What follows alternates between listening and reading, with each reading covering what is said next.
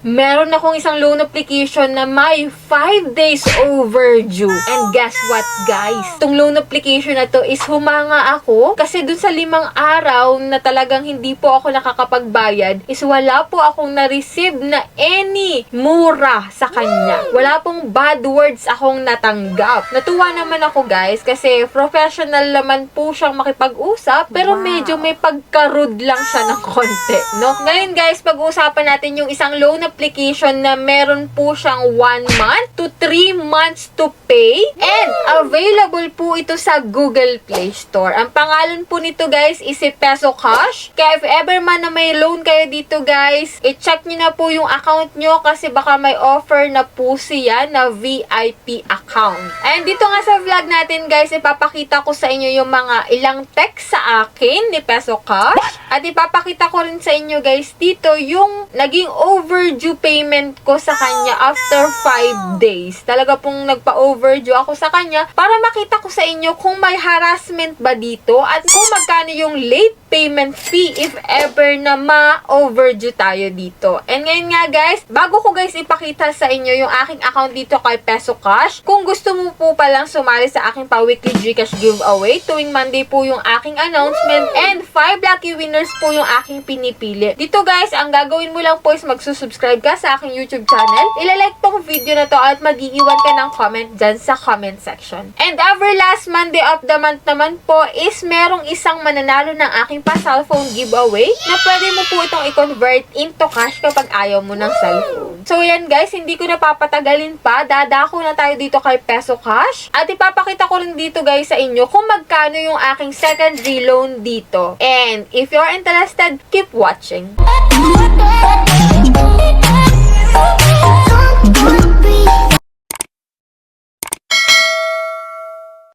So, disclaimer, no, hindi po tayo agent or promoter nito si Peso Cash. So, dito, guys, sinilip ko siya para sa inyo at ngayon po, ibabahagi ko sa inyo yung naging experience ko dito sa loan application na to. Dito po kay Peso Cash, ang pinili ko po na repayment period is 1 month lamang. Kasi nga, kapag po pinili ko po yung 3 months, medyo malaki na po yung interest na ibabawas at idadagdag sa kanya. So, depende po yung interest nito sa haba ng loan term na pipiliin mo. May option po siya na 1 month, 2 months, and 3 months. And dahil nga po naka-VIP yung aking account dito kay Peso Cash, yan po may offer siya sa akin na 5,000 pesos. Pero dahil overdue na po ako, nadagdagan na po siya na 1,500 pesos. Ganun kalaki, guys, kapag nagpa-overdue ka dito kay Peso Cash. And kung makikita mo dito, guys, August 31 po ako nag-apply dito ng 5,000 pesos na loan amount. So, ang interest nun is 750 sa 1 month. And yung 5,000 po, hindi ko siya buong na-receive. And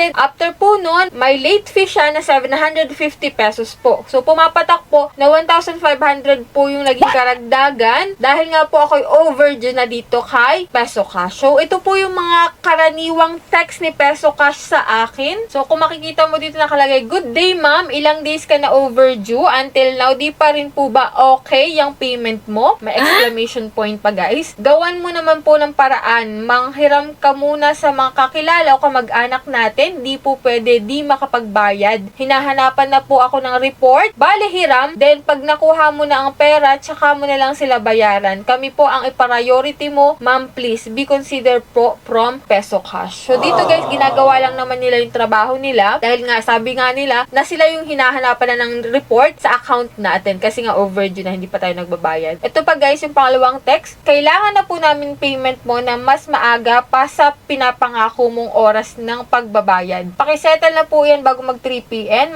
Matuto magbayad on time. Di po ang company mag-a-adjust sa payment mo. Please settle it now. Salamat from Peso Cash. Ayan, guys. Wala akong pagmumuradong nabasa. So, which is good naman. Pero, may pagka-rude lang talaga sila kasi nga sila mismo yung hinahanapan ng report dito. And ito yung pinakang last, guys. Good day. Update sa payment po. Pakisettle na naman na po iyan. Be responsible dahil need na ng company iyan. At need ko na rin magpasa ng evaluation report regarding po sa account mo. Please know your obligation, be on time from Peso Cash. Ayan, di ba? So, ginagawa ng mga agent yung kanilang trabaho lang talaga. So, dito nga kay Peso Cash, medyo nababaitan pa ako ng konti kasi wala silang pagmumurahan, no? Naniningil lang talaga sila, guys, and nagpapaalala sa atin. So, kinontak na rin nila ako, guys, sa Telegram, and nagsabi ako na sa Friday ako magbabayad. And yun, okay naman daw, pero hindi daw company mag-a-adjust. So, kung pwede daw ay manghiram muna sa kamag-anak. Yun yung sabi nila. So, yun yung mga ilang text sa akin ni Peso Cash nung na-overdue ako. So, ngayon guys, nung nagbayad na ako kay Peso Cash, agad-agad naman nag-reflect sa account ko yung payment ko. And agad-agad naman po na merong lumabas na second amount dito, which is 7,500 na po yung in-offer sa akin. So, ipapakita ko sa inyo guys sa 7,500 magkano yung marireceive ko at magkano yung ibabawas. Dito guys, unahin ko yung 3 months to pay. Kapag po 3 months to pay yung pipiliin mo, 5,975 na lang po yung marireceive mo sa 7.5 at may interest po siya na 3,375 pesos. So, after 3 months po, 3 buwan, babayaran mo na po siya ng 10,875 pesos. So, ganun po kalaki yung idadagdag at ibabawas din po dito sa iyong loan amount kapag po 3 months yung pinili mo. Kapag mas matagal po talaga, mas malaki po yung interest na madadagdag dyan. And then dito guys sa 7,500 sa 2 months, ipapakita ko sa inyo. Same po ng mga assessment fee, management fee, expenses, transfer fee, same po sila ng amount. And same din po ng receivable amount which is 5,975. Ang total interest lamang po sa 2 months is 2,250 which is malaki. Malaki talaga to guys. At ang due day payment mo po after 2 months is 9,750 sa 7,500. So,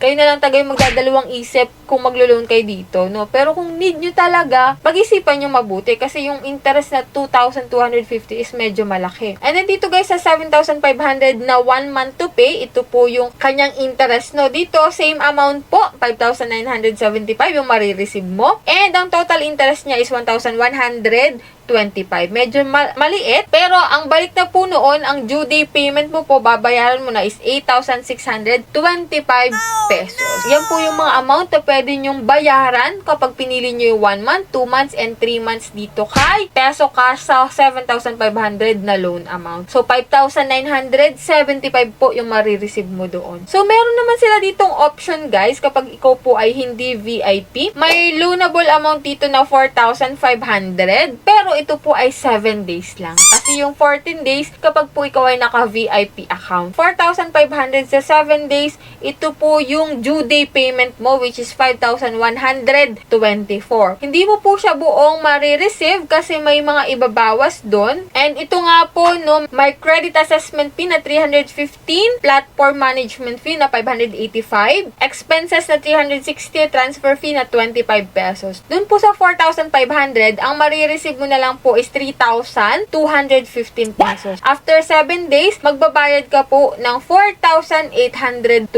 sa kanila. So, medyo malaki po yung binawas at medyo malaki-laki na rin po yung idadagdag dito kay Peso Cash to sa 4,500 na 7 days lang. Dito talaga mapapaisip ka kung maglo-loan ka pa rin ba dito kay Peso Cash or hindi. So, ako guys, medyo nalakihan na ako sa 7,500 tapos 5,900 na lang yung marireceive ko. Nako, hindi na po ako nag-secondary loan dito. Nag-try lang po ako ng first loan. So, yan, pinakita ko sa inyo yung maaaring matanggap ko kapag ginet ko yung secondary loan ko dito kay Peso Cash. So, hindi ko na siya tinuloy sa sobrang laki po ng idinagdag sa kanya.